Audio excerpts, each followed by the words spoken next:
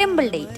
അമ്പലത്തിൽ പോകുന്നതിനൊക്കെ ഇപ്പൊ ഫ്രീക്ക് പേരല്ലേ, അതേപോലെ ഒരു ഡേറ്റിനാ ഞാനിപ്പോ പോകുന്നത്. എല്ലാവരും ഇവിടെ സ്ക്രീനിൽ ഒരുപാട് കണ്ടിട്ടുണ്ടാവും. ദാ ഇപ്പൊ മനസ്സിലായില്ലേ? ഒട്ടുമിക്ക എല്ലാ വെഡിങ്ങിന്റെ ഫോട്ടോഗ്രാഫിയും വീഡിയോഗ്രാഫിയും ഒക്കെ ഇവിടുന്നായിരിക്കും. നമ്മളെ ജനറേഷൻ അങ്ങനെ പറഞ്ഞാലായിരിക്കും ഇവിടെ സുപരിചിതം. പണ്ടുള്ളവർക്ക് മനസ്സിലാക്കി തരാം, നമ്മുടെ സർഗ സിനിമയുടെ പല പോർഷൻസും ഇവിടുന്ന് ഷൂട്ട് ചെയ്തിട്ടുണ്ട്. ഇത് മുജുകുന്ന് കോട്ടയിൽ ശിവക്ഷേത്രം. പ്രകൃതി ഇറങ്ങി വരാന്നൊക്കെ പറയില്ലേ, അതേപോലെ പ്രകൃതി കൊണ്ട് മൂടി പൊതിച്ച ഒരു സ്ഥലം. ഇവിടെ അമ്പലവും അതിന്റെ ചുറ്റുപാടും നമുക്ക് വല്ലാത്തൊരു സമാധാനം തരും.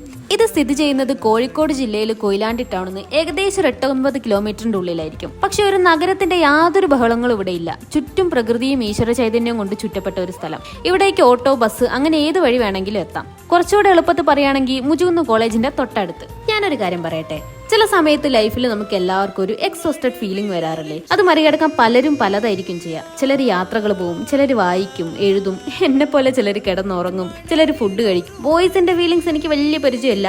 ഒരു ഗേൾ എന്ന നിലയിൽ ഇങ്ങനെ ഒരു അവസ്ഥ വരുമ്പോൾ ഒട്ടുമിക്ക ഗേൾസും ചെയ്യുന്ന ഒരു കാര്യമാണ് ക്ലീനിങ്. ആ വീടങ്ങ് ക്ലീൻ ചെയ്യുമ്പോൾ നമ്മൾ ക്ലീനായ ഒരു സുഖ.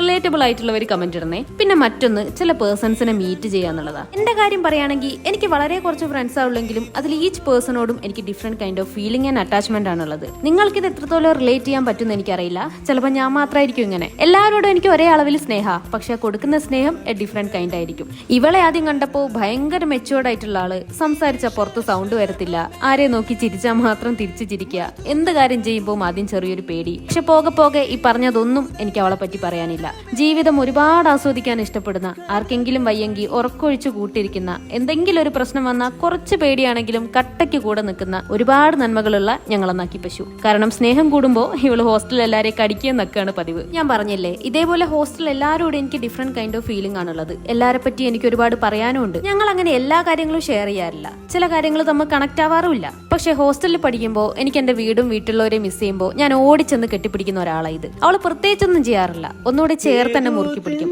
അപ്പൊ എനിക്ക് കിട്ടുന്ന ഒരു സമാധാനമുണ്ട്. അവളെ ഒറ്റ വാക്ക് പറയാൻ പറഞ്ഞ she feels like my home. On your special day, I love you so much and happy birthday, Shishi.